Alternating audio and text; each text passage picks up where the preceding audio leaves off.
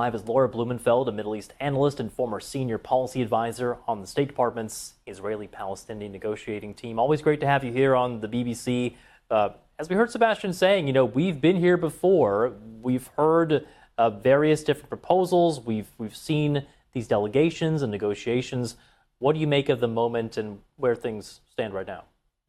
Yeah, it is a fragile plastic moment, and it can be shaped, hopefully for the good. I know President Trump is hoping to make it a kind of war to peace moment to build on some of the momentum, what he calls a great victory with the United States and Israel pushing back on Iran, and turn that interlocking conflict, the sort of ceasefire with Iran will lead to a ceasefire in Gaza, which will lead to unlock the normalization deals in the region, which will unlock prosperity for all. Because after all, he's the president who's promising a golden kind of era for everybody. The question is, that chemistry between the two men, Netanyahu and Trump, we've seen can sometimes be combustible. During the Iran war, just a few weeks ago, it's hard to even believe so much has happened. President Trump was dropping, mop bombs on Saturday and dropping F bombs on Tuesday because, as he said, the two sides have been fighting for so long they don't know what the F they're doing.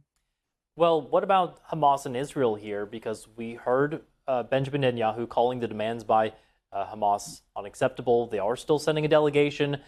Hamas seems to still want this guarantee that it's been insisting on, that the war won't start again. They want to see the withdrawal of Israeli troops. How much wiggle room do you think there is on some of these finer details? Yeah, and it's a great question. They're sending delegations, but is this just performance art for the kind of reality TV presidency? Neither side, neither Hamas nor Israel wants to be blamed while Netanyahu is sitting in the White House to sort of embarrass the president of peace. Or is this real? I mean, there are three areas where they're disagreeing, where Israel has rejected basically the qualifications that Hamas has put on the proposal. The first one is that Hamas is asking that the humanitarian aid distribution go back to the UN, where they can have more control over it. Hamas understands that whoever controls the food and the aid and the medicine controls the people. So that's important to them. The second thing is they want to see the IDF, the Israel Defense Forces, pull back to positions that they occupied back in March. They don't accept the fact that Israel has conquered, according to the IDF chief of staff, 65% of Gaza.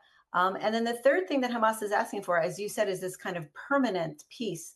And what they're asking for is, even if they don't achieve that kind of permanent peace agreement after the 60-day ceasefire, that they keep talking, almost a filibuster for peace until they reach an agreement. I think what Trump can do for Netanyahu on Monday and for the whole effort to reach a ceasefire is he can confer a kind of legitimacy on Prime Minister Netanyahu that Netanyahu has achieved what he's been calling for, which is something called absolute victory. None of us have been able to define it, but if Trump declares it so, then perhaps that's enough for Netanyahu to bring back to his cabinet, to bring back to his people and say it's time to move on toward peace. Yeah, and you kind of touched on it there, but there is that other factor here, and that is the Israeli people.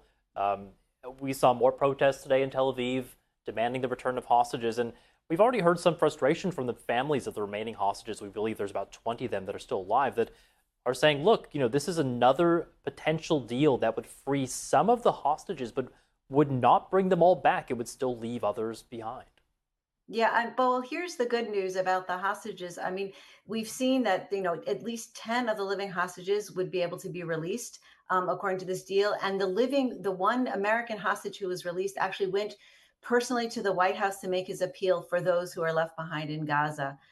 We're in our second summer of this catastrophe. So the Palestinians are suffering there from dehydration. The same thing for the hostages who are being kept down in the tunnels. But I think the personalization of the conflict, especially for President Trump, is a good sign. For Netanyahu, the domestic pressure, yes, to end the war and bring back the hostages is important. And the good thing about the Iran war is that he's now risen in the polls. And so he has more flexibility to push back against those right-wing cabinet members who are calling for, perhaps a forever war and certainly an occupation of Gaza. So that is the good news. There's more clarity on the Israeli side politically. On the Palestinian side with Hamas, a bit of a question mark because there is new leadership and it's not clear whether they're going to be more compromising or just going to dig in.